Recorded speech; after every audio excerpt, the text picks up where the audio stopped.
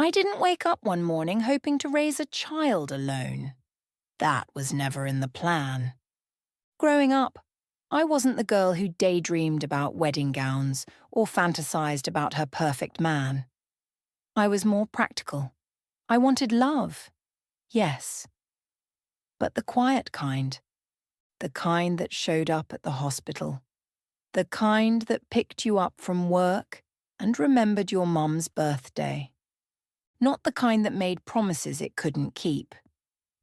By the time I turned 35, I had already let go of the idea of perfection. I just wanted stability, a companion, a partner who wouldn't disappear halfway through the story. Then came Mark. It was 2009 and I was already 11 years into my career with the New Jersey Department of Transportation. My days were long but predictable.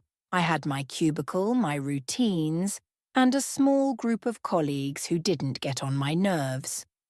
Mark joined us that year after a regional reassignment moved him from a satellite office in Delaware to our main Trenton office. He walked in quietly on a Monday morning, wearing a crisp shirt and a soft smile. His voice was gentle. His laughter was reserved. But what stood out to me most was how easily he blended in. At first, he was just another coworker, one of many. But he had a way of offering help that never felt forced.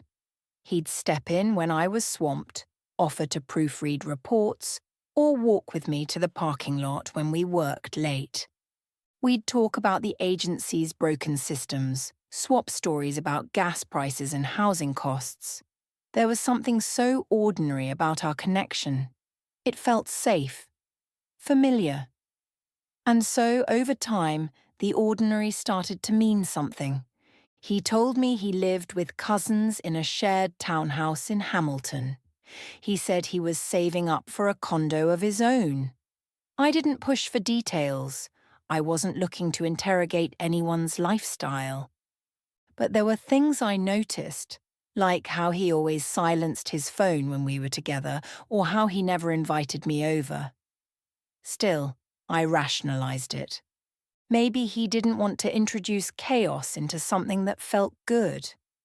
And it did feel good, especially when he started spending more time with me, stopping by on Saturdays, showing up at my nephew's soccer game, helping me put up Christmas lights on my porch. He met my siblings.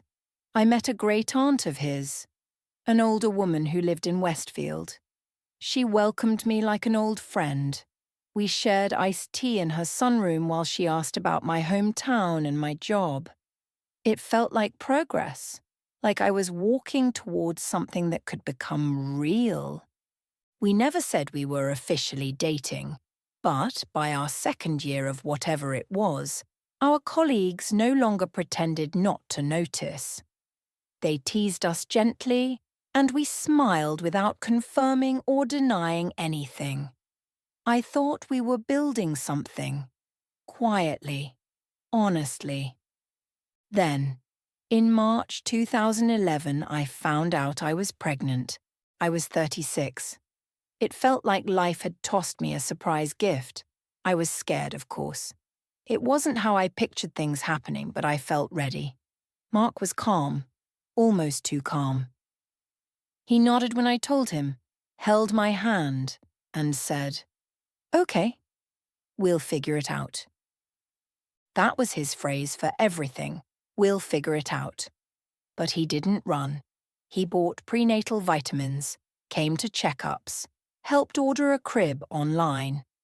I asked about getting married before the baby came, and he said money was tight, that we could either throw a wedding or prepare for the baby, but not both.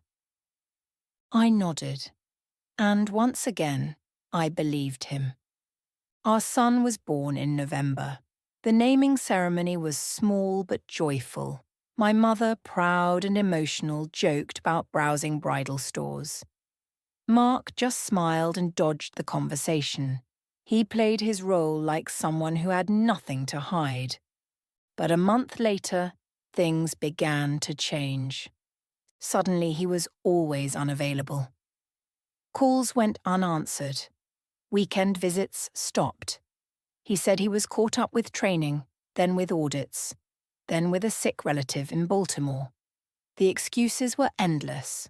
But what truly worried me wasn't just the distance, it was the baby's reaction. Each time Mark came around, our son would cry. Not fussy baby whining, but blood-curdling screaming, the kind that made neighbors knock. He would spike a fever that mysteriously vanished as soon as Mark left. At first I chalked it up to coincidence. Babies are sensitive. But it happened again and again. My mum said something wasn't right. I dismissed her at first, but the seed of doubt had been planted. Then came the knock that changed everything. It was a Saturday morning in April. I was sorting through baby clothes when I heard the doorbell. 2 women stood outside. Both wore scarves and long coats. One introduced herself as Mark's wife. The younger woman was her sister. They weren't hostile. They weren't loud. They came to tell me the truth. Mark, they said, had 3 children. He had transferred to Trenton to escape the mounting responsibilities he was no longer managing: childcare costs, rent, expectations. They said they didn't mean to confront me, only to clear the air. They didn't want more lives caught in the confusion. When they left, I sat in silence. My baby was asleep beside me, and I stared at him as my world disintegrated. I thought of the cozy weekends, the long conversations, the great aunt with the warm smile. All of it fabricated, or at least carefully curated. When I confronted Mark, he didn't deny it. He just exhaled slowly and said he didn't know how to tell me after I got pregnant. He said he had feelings for me, begged for patience, said he'd make it right. I asked what that even meant. He didn't answer. The baby screamed through the whole conversation. Mark left quietly like he always did. After that, he stopped coming by. At work, we became strangers. I requested a transfer to another floor. Our supervisor once pulled us aside and asked us to sort out our personal matters. I said nothing. I submitted a formal letter to HR requesting child support contributions. Mark ignored it. When payroll tried to deduct from his paycheck, he cited other dependents and submitted expenses. It always ended in loopholes. His great aunt, the one who'd smiled at me with kindness, called me once, telling me to be patient. She said perhaps Mark's wife had interfered in ways that couldn't be explained. I said I didn't believe in that kind of thing. But at night, I wondered, why did my son always cry around him? What was he sensing that I wasn't? Between the stress, the silence, and the paperwork I unraveled, I stopped sleeping. I skipped meals. I doubted everything. I wasn't just grieving a lost relationship, I was grieving the version of myself that had trusted too deeply. Mark tried to reappear when our son turned 3. He said he wanted to be a father. I told him I didn't want anything from him except consistency. But whenever he showed up, the screaming returned. Fevers. Once a seizure. A doctor found nothing. Another said it was trauma-related. Eventually, Mark stopped trying. Our son is 14 now. He's thoughtful and reserved. He knows his father only from a photograph. Once he asked if that man was far away. I said, "Far enough." He never asked again. Mark transferred to another state office. We still work for the same department but in different districts. Occasionally I see him during annual training conferences. He rarely makes eye contact. I don't care anymore. People ask why I never went to court, why I didn't push harder. I didn't have the strength. Some wars drain more than they reward. Instead, I pour into my son. I pack his lunch. I quiz him on algebra. I celebrate his wins and listen to his worries. When he brought home a 95 on his math test, I clapped so hard the neighbour texted to ask if I was okay. Sometimes I imagine the life I could have had if Mark had been honest, but that fantasy fades quickly. It doesn't serve me. What serves me now is routine, truth, the feel of my son's small hands and his offbeat jokes. The life we've built on our own. People think my story is tragic. It's not. It's simply not the story I thought I was writing, but it's mine. And I'm still writing it, one quiet, resilient, extraordinary day at a time. And I'm still living it, one ordinary, beautiful, battle-won day at a time. When I say I was done with Mark, I don't mean in the dramatic slam the door, throw out his things kind of way. I mean I was emotionally emptied. Done hoping, done doubting, done trying to make sense of someone who never truly made sense. But life, as it tends to do, kept moving, even when I was stuck in place. Our son, Caleb, turned 15 in October. He had grown into a lanky, observant teen with a stubborn calmness I didn't always understand. He didn't talk much about his father. He didn't have to. His silence held volumes.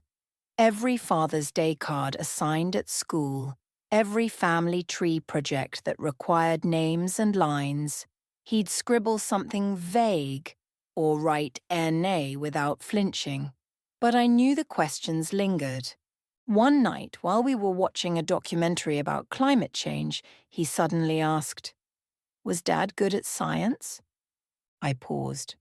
"I don't know," I said. "He liked puzzles and fixing stuff. Maybe he was." Caleb nodded, nothing more. Just a quiet filing of information, like he was building a version of his father in his mind using scraps I never meant to give away. A few months later, everything shifted. It was a Tuesday morning. I was heading into work when I saw Mark in the building lobby. He looked older. Not in the way time ages people, but like life had worn him down. His posture had slouched, his tie crooked, and for the first time in years he looked surprised to see me. He followed me into the elevator without a word. When the doors closed, he said, "I've been trying to call you." I kept my eyes forward. "My number hasn't changed." "I know. I didn't know what to say." The elevator dinged before I could reply. I walked out. He didn't follow. The next week, a letter arrived at my apartment. A real letter, handwritten, folded twice, sealed in a plain envelope with no return address. Inside, Mark's slanted handwriting crawled across the pages like it was dragging shame behind every word. He apologized for lying, for hiding, for failing. He said his marriage had ended, that he was now seeing a therapist, that he'd been diagnosed with depression, that he finally understood the damage he'd done, not just to me, but to Caleb. He asked if he could meet him, just once. I didn't answer immediately. I sat with the letter for days, staring at the curve of each Y and the heavy pressure in his words. I wasn't sure if I was angry, indifferent, or just numb. That weekend, I asked Caleb if he'd be open to meeting his father. He shrugged. If he wants to talk, he can talk. Doesn't mean I have to forgive him. He said it with such control, such clarity, that I felt my heart fold in on itself. We met at a public park on a mild Sunday afternoon. I watched them from a distance, sitting on opposite ends of the bench at first, Mark stumbling through apologies and half-remembered stories, Caleb nodding or frowning or staying silent. It was awkward. It was heavy. But it happened. Later that night, Caleb told me he cried. A lot. Do you believe him? I asked. I believe he feels sorry. I don't think that makes it better, but it's something. From then on, Mark tried. He called, he texted, he sent books Caleb might like. Sometimes Caleb responded. Sometimes he didn't. I never pushed. Their relationship wasn't mine to mediate anymore. Around that same time, I started noticing my own shifts. I laughed more freely. I began gardening again. I joined a book club. Small things, but they were mine. After years of bracing for disappointment, I had finally begun to unclench. One evening, a man named Evan approached me after a library event. He was a widower, soft-spoken, thoughtful, with eyes that didn't linger too long. We started talking, just small talk at first.